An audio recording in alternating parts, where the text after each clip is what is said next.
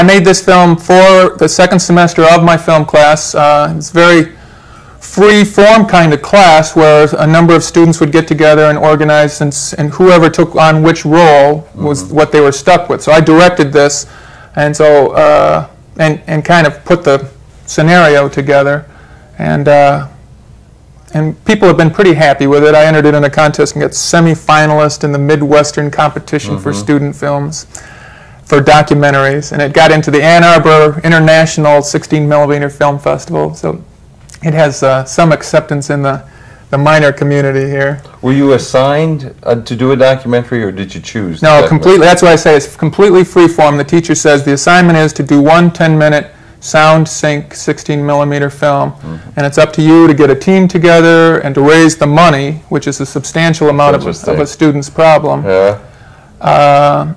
It didn't need to have a whole lot of sync sound, but it needed to have at least enough to make it be called a sync movie as opposed to a wild track movie, which you can just put music behind it or sound effects throughout. So that was the assignment.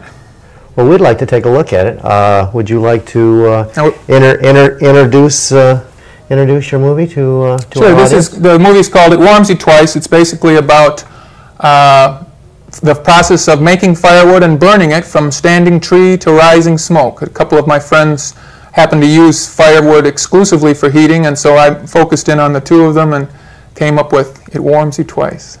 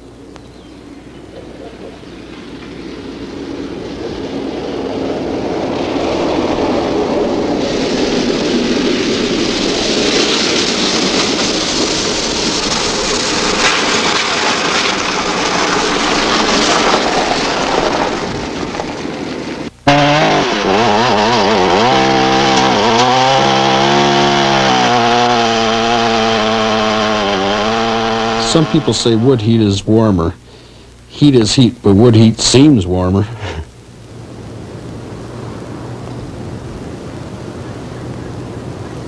Our optimum temperature is about 70 degrees Fahrenheit.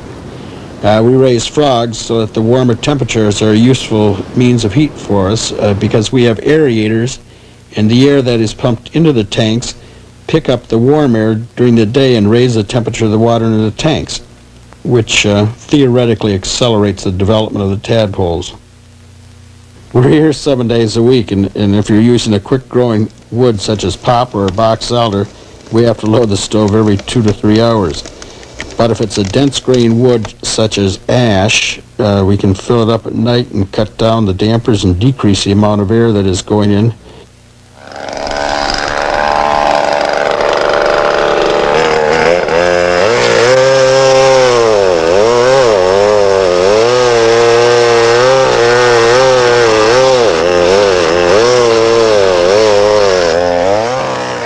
Heating with wood is the most economical thing I can come up with. I'm in a real good location for it with acres of woods behind my place, and my neighbor next door is real generous about letting me go through his property and cleaning out the dead wood. I look mainly for oak wood. It seems to be easier to handle than most others. It splits up nice and straight, and there aren't a whole lot of knots. Any hardwood is good wood, really.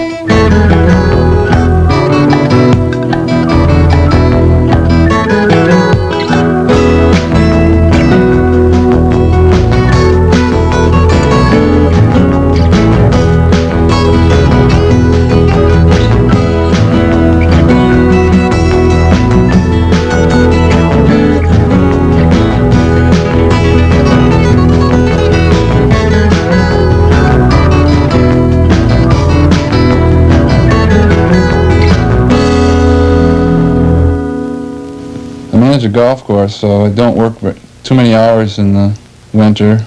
This is the slow time of the year. So I'm able to get out in the woods and put some time into splitting the wood and keeping the wood box stoked up. A big plus for us is that we are willing to do the work and have kind of a primitive lifestyle anyway.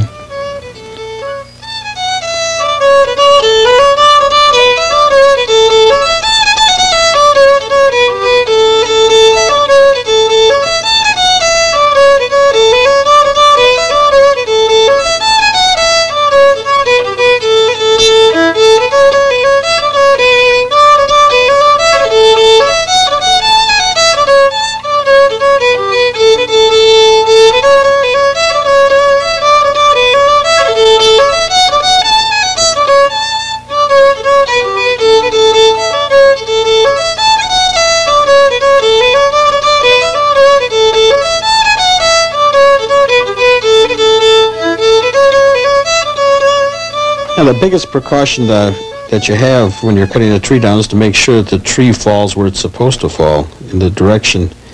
There are other precautions that you got to check out, and that's like overhead wires or the proximity of people's fences. They get downright resentful when you drop a tree on their fence.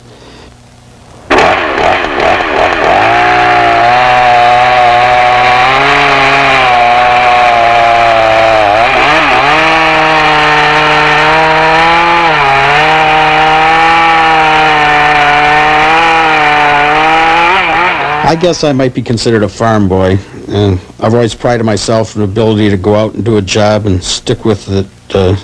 Physical labor, you know, isn't all bad. It's sort of an ego trip. The sheep are just pets. Our main concern is the frogs.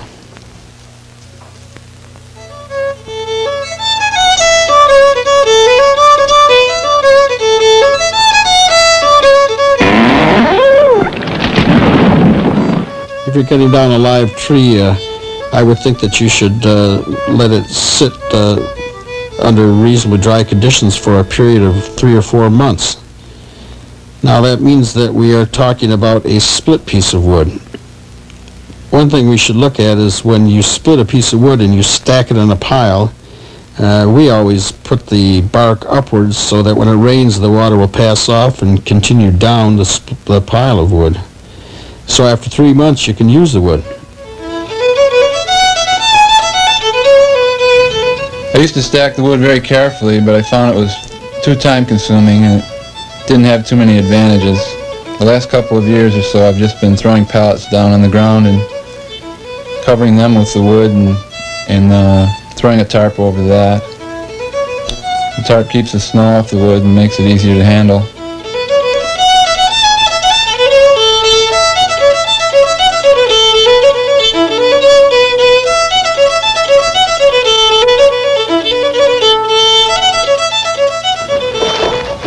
You know what you can do? Change that blade? Well, I'm going to take this load over to my house first. I'll mess with this later. All right, but look, I'm going to get this damn thing sharpened. And get your ass back here. Don't be staying over there too long. I'm not going to do all this work myself.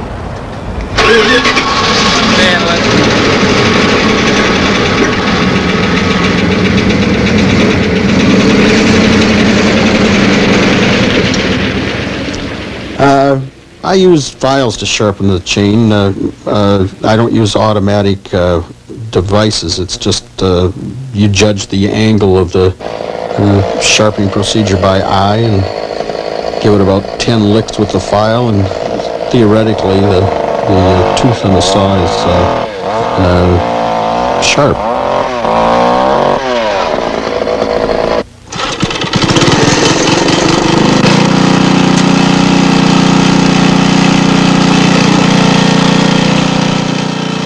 I wouldn't use wood if I didn't have a splitter, and I can't understand how they did it in the old times. We would spend all our time splitting wood.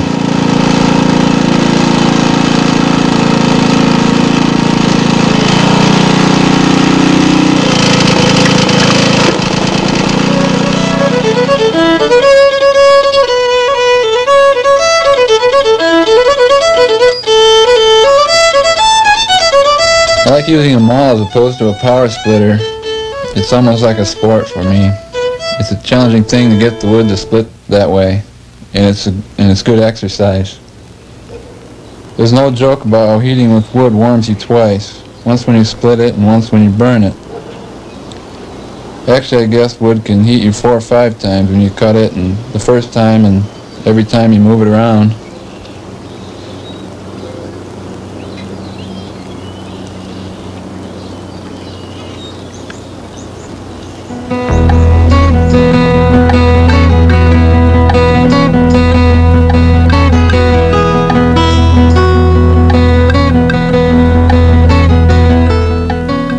I don't think wood heat is necessarily warmer, but it's pretty concentrated around the wood stove, and that's nice when you can come in from the cold and have 110 degrees right there to warm you up.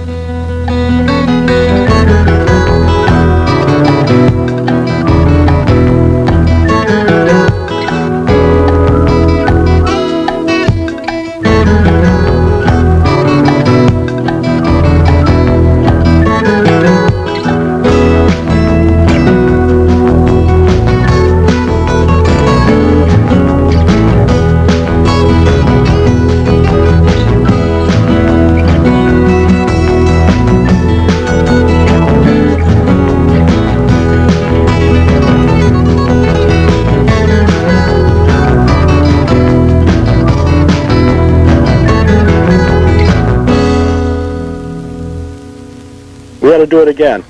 Find us another good tree.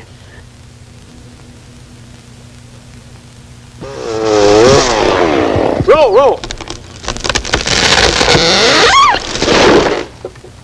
The techniques used in this film are dangerous and should not be attempted.